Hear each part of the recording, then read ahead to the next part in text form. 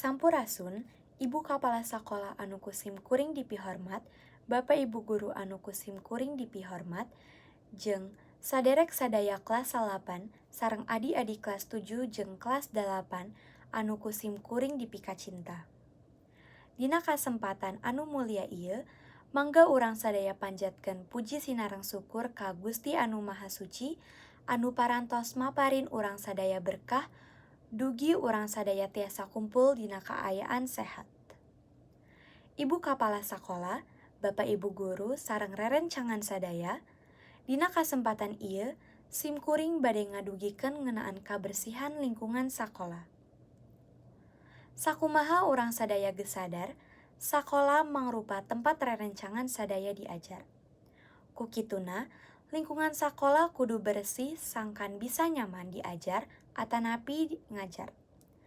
Kalayan lingkungan anu nyaman, urang sadaya tiasa langkung fokus kana diajar.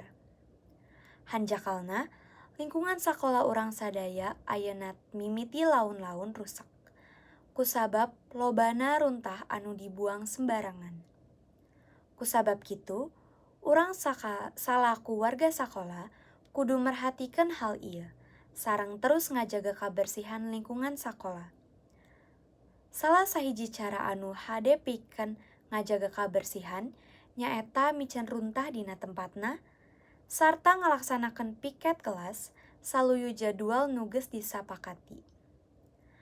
Ngajaga kabersihan oge kudu dilaksanakeun pikeun nyegah warga sakola tina panyakit anu rawan muncul, saperti demam berdarah anu disebabkeun ku reungit Aedes aegypti. Kabersihan lingkungan ieu kudu dikuatkeun. Lamun sakola bersih, jalma anu ningali urang sadaya bakal kagum jeung termotivasi pikeun nuturkeun eta. Ibu Kapala Sakola, Bapak Ibu Guru sareng rerencangan sadaya, sabagai penutup, kabersihan teh bagian tina iman. Kusabab kitu, mangga urang sadaya leuwih peduli jeung mentingkeun kabersihan lingkungan sakola urang sadaya. Kaharepna, simkuring oge miharep urang salaku warga sakola bisa leuwih peduli dina ngajaga kabersihan lingkungan sakola. Rupina, cekap sakieu wae biantara ti simkuring.